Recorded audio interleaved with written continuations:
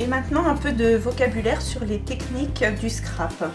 Donc les doodles, toujours par ordre alphabétique, ce sont tous ces petits dessins que l'on peut faire réaliser sur une page de scrap pour embellir la page. On l'utilise beaucoup en mix média. L'embossage. Alors l'embossage, il y a deux techniques, l'embossage à froid et l'embossage à chaud. Donc l'embossage à froid consiste à prendre ce qu'on appelle un classeur de gaufrage, et donc en voici un. On met un morceau de papier dedans et on passe ça dans une machine, dans la Big Shot notamment. Et en sortant le papier du classeur, on obtient ceci. Donc il y a du relief, et ici par contre le dessin est là aussi mais vers l'intérieur. Donc ça c'est l'embossage à froid. Ensuite on a l'embossage à chaud. Alors je vais vous montrer un exemple que l'on a ici. Donc ici la libellule a été réalisée par un embossage à chaud. Donc pour un embossage à chaud, il vous faut un tampon que vous allez tamponner sur une encre spéciale collante. Ensuite, vous déposez dessus une poudre à embosser. Il en existe de toutes les couleurs. Et ensuite, vous passez le heat gun pour que la poudre se colle et se solidifie. Ou alors, vous pouvez prendre de la peinture, de l'encre à séchage lent sur laquelle vous allez mettre de la poudre à embosser mais transparente ou holographique ou vernie. Vous la faites sécher pareil avec le heat gun et donc ça vous donne un embossage à chaud. Voilà. Donc ensuite le flip-flap. Alors un flip-flap c'est tout bête. Un flip-flap en fait ce sont les rabats, que ce soit dans ce sens-là ou dans ce sens-là. Voilà, c'est ça un flip-flap. Ensuite, le journaling. Alors, le journaling, en fait, ce sont les commentaires que l'on peut rajouter sur un album de scrap. Donc ici, j'ai une petite page avec des écritures qui racontent bien ce qui s'est passé sur les photos ou la journée où les photos ont été prises.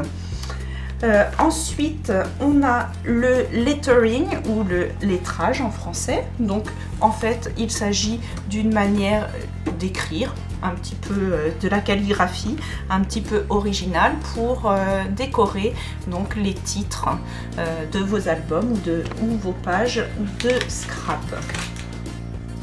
Ensuite, on a ce qu'on appelle mater une photo. Donc, mater une photo, en fait, il s'agit de coller la photo sur des papiers pour réaliser un encadrement. Ici, la photo a été matée deux fois, une fois sur un papier vert et une fois sur un papier rouge. Voilà, ça c'est mater une photo.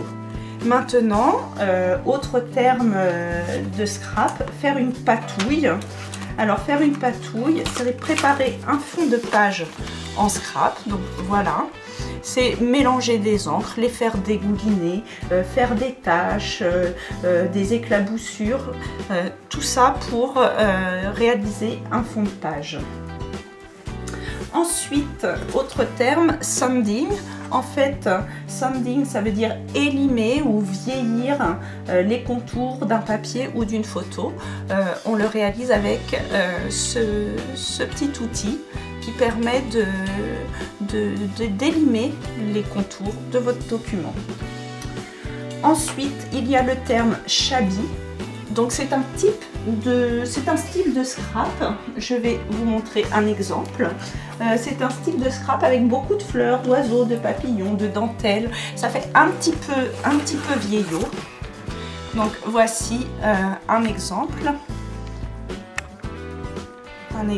de page un peu shabby.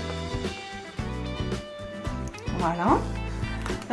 Ensuite, nous avons le terme sketch.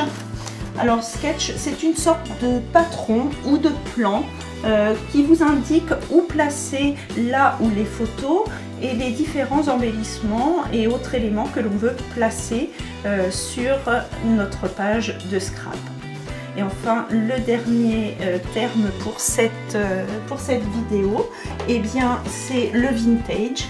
Donc en fait, là encore, c'est un style plutôt vieillot que l'on utilise, donc par exemple pour mettre en valeur de très anciennes photos, comme ici par exemple.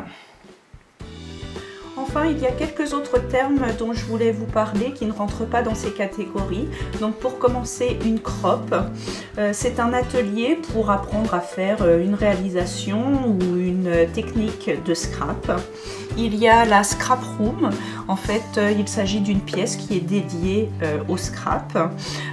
Il y a deux techniques qui méritent une vidéo plus qu'une explication, qui sont le ghosting, du terme ghost, fantôme, et le resist, que l'on utilise avec l'embossage. Donc voilà, j'ai fait le tour des termes anglophones et termes un petit peu mystérieux du scrap. J'espère qu'il vous aura aidé à vous y retrouver dans ce loisir. Je vous remercie et à bientôt. Au revoir.